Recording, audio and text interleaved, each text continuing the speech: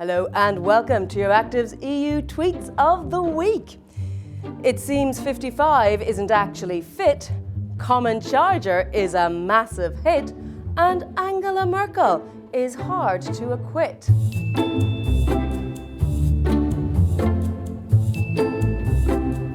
This episode is supported by Fediol, the EU Vegetable Oil and Protein Meal Industry Association. More about them later on. Ah, Icarus, what lofty ambition, what aims to fly so high, only to come crashing down to earth with a bang. Yep, that's exactly what happened to the European Commission's Fit for 55 scheme this week. Displaying a mastery of understatement, Conor Allen described the results in Strasbourg as quite extraordinary and added, Fit for 55 clearly remains a contentious topic. No shit, Sherlock. Although agreement was reached that petrol and diesel vehicles will be phased out by 2035, the EU emissions trading scheme and the carbon border adjustment mechanism were both rejected. So, first the European People's Party rejected a compromise on CBAM, then the Greens, the Left, then the S&D voted against the whole thing because they didn't agree on a 2034 phase-out. ECR and ID also voted against for the opposite reason and killed the whole thing, explained Euractiv's Ciara Taylor.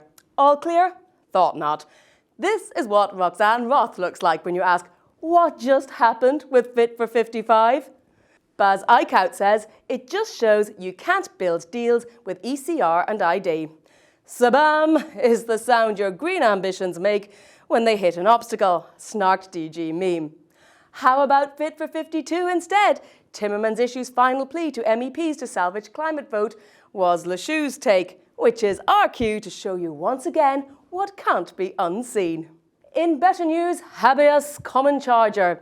This means more savings for EU consumers and less waste for the planet, said the European Commission.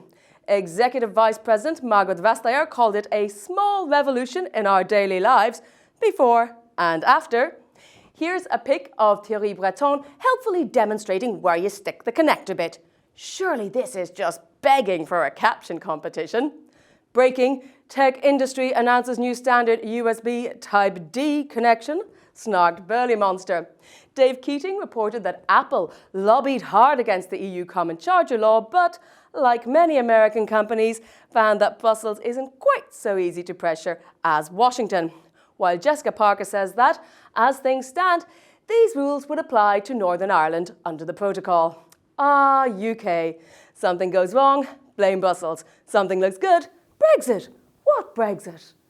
This episode is supported by Fediol, the EU Vegetable Oil and Protein Meal Industry Association. Find out how product environmental footprint methodologies provide a common way of measuring environmental performance, helping operators understand and reduce the impact of the food they market by following them online at fediol_EU. And finally this week, non, je ne regrette rien. Angela Merkel gives her first major interview since leaving office and, more significantly, since the Ukraine invasion, but says she will not apologise for her policies during her 16 years as Germany's Chancellor, rejecting criticism that they were somehow responsible for Russia's invasion of Ukraine. She said she has no regrets about how she handled Putin after Crimea, and I don't blame myself for not having tried hard enough to prevent escalation. Le Chou's take, I don't remember anything before 2005, but even if I did, which I definitely don't, it definitely wouldn't be my fault. Profiler also watched the Merkel interview, so you don't have to. Basically, she tries to protect her legacy. At this moment, she is under heavy fire, having resigned as Chancellor. Many accuse her of being too kind and too tolerant of Mr. Putin. Ladies and gentlemen, we have another candidate for the undisputed master of understatement. Most people absolutely slammed her on Twitter. But Jessica in Berlin captured the mood.